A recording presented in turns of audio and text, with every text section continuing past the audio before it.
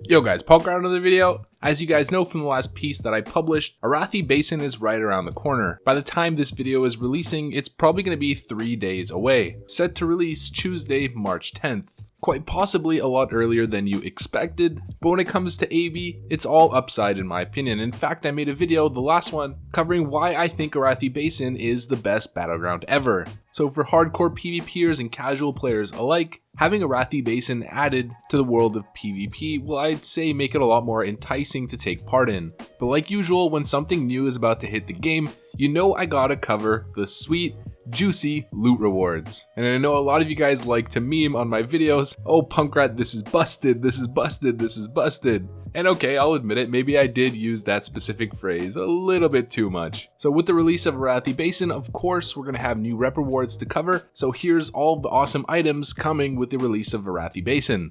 Let's get into it.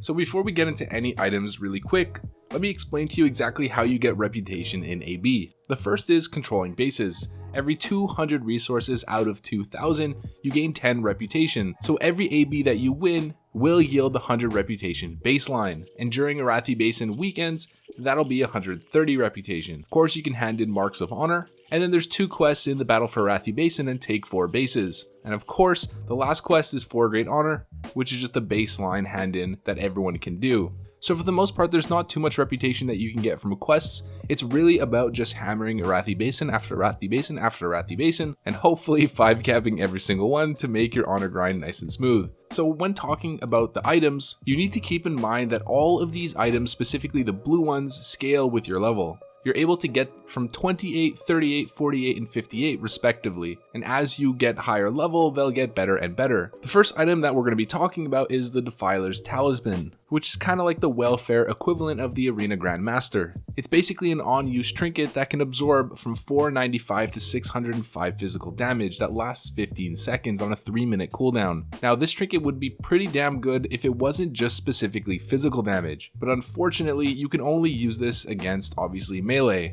or hunters, but it's definitely not bad in any respect. If you don't have AGM, it's better than nothing and you'll find a use out of it for sure in the right matchup. Alright, now the next thing that we have to talk about are the belts, and some of these are actually really nice starter belts, even in respect to raid gear. Now the belts that I want to put some emphasis on are the cloth girdle, the leather girdle, the chain one, and the plate. The cloth one specifically is actually really solid. It has 14 spell power and 1% chance to spell crit. It's basically equivalent to the Banthok sash just with crit instead, and when mages are headed towards a fire build, this is a really nice item. I like to think of it as a lesser version of the mana igniting cord. The rogue belt, once again, not really terrible at all. Rogues don't really have much choice when it comes to belt outside of getting their tier 1 and tier 2s, so this is a really nice starter item if you have nothing else. And then same thing with the Defias chain girdle. It's definitely not a terrible item. And then of course the plate girdle, this one's really solid actually. It has the highest pool of stats in 17 strength, 10 stamina, and 1% chance to crit. This is a really solid item, and I'd highly recommend getting this as a warrior. Alright, now next up we've got the boots. Most of these pretty cheesy, but they are quite unique, and what makes them unique is the equip effect that they all have.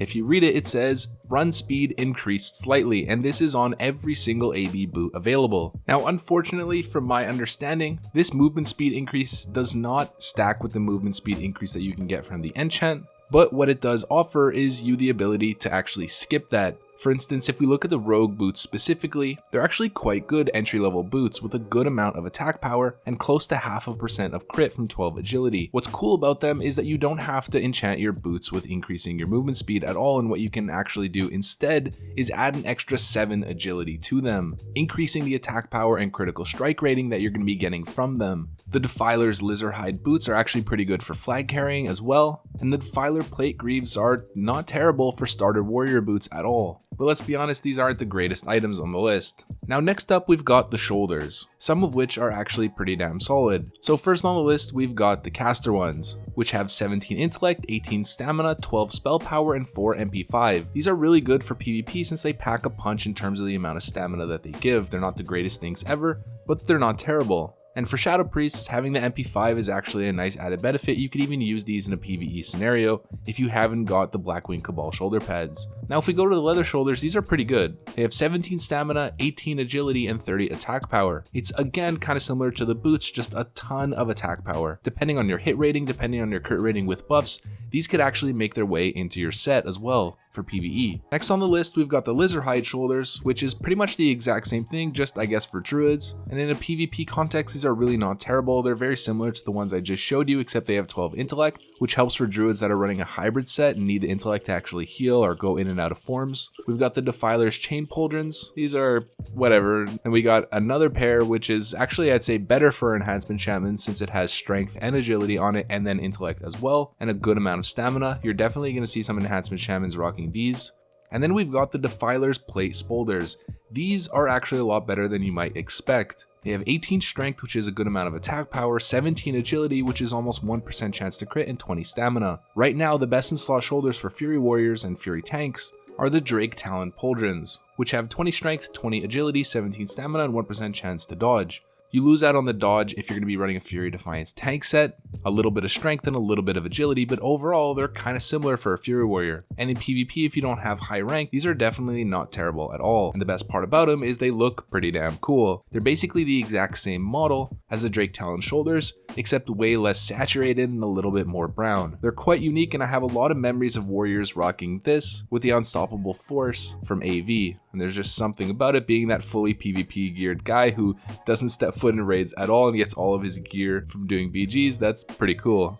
Now next up, we've got the Death Guard's cloak. And here's actually a pretty damn solid item. It's relatively similar to the cape of the Black Baron, except it has stamina on it and a little bit more attack power while sacrificing some agility. This is a really good PvP cloak for feral druids, warriors, hunters, rogues, you name it. It's got a nice black slick look, and it's pretty good as well. Now the last two items on the list, of course you know I gotta keep the best for last, are exactly what you should be striving for if you're a caster and your plan is to get AB Exalted. The first one that we've got is the Mind Fang. This is the Aether Song Mage Blade Light. It has 35 armor, I mean why not, 8 stamina, 30 spell power, and 1% chance to spell crit. Now paladins, don't get too excited, it's a dagger, you cannot use it. This is specifically just for caster DPS. You might have gotten super unlucky and still you don't have a Mage Blade, or there's another 8 mages ahead of you on the line to score the next Mage Blade. Well, this is an alternative that you can pretty much grind yourself and have a guaranteed chance of getting.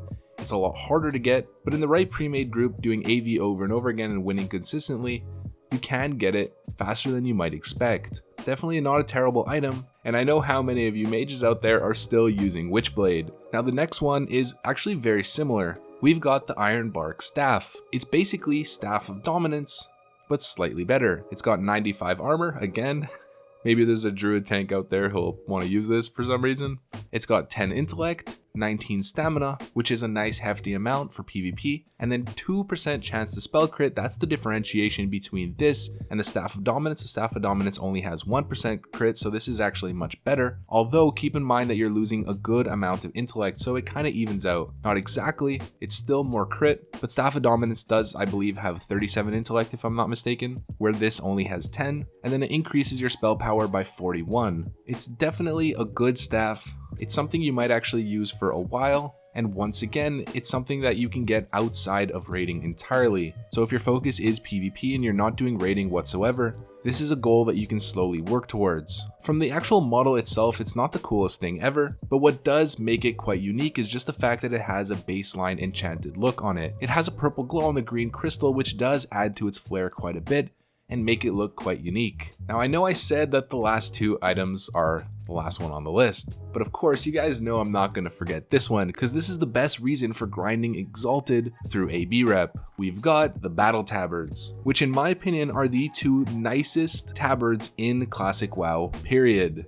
In fact, this is my humble opinion, but I actually think they're the two best tabards in the entire game in general, and in most of the transmog sets that I use, I tend to go with this. The Horde one is the Battle Tabard of the Defilers. It's got this oozy green glow look like it's from Undercity, with a nice, relatively highly detailed skull emblem on it, and I'd say it probably exemplifies the Horde the most. And for the Alliance one, this is one of the most iconic tabards ever. It's the Arathi Battle Tabard, with the iconic golden arch emblem on it, and a pristine sheened gold texture applied to the whole tabard. It's straight up just a gold tabard. You might not be a flashy person and think it's a little bit corny to rock a gold tabard, and honestly I'm one of those people, but I make an exception for this one specifically, and I'd say even though it's quite flashy by virtue of being full gold, you can still work it in subtly, and the contrast between the gold and whatever other gear you're wearing I'd say works really well. Check out on the screen here a full Bloodfang rogue with the golden tabard. My friend actually back in vanilla, one of my best friends from back then, had a fully decked out Bloodfang rogue and he had this tabard, and to be honest I was super jealous of him. Where it does get a little bit overboard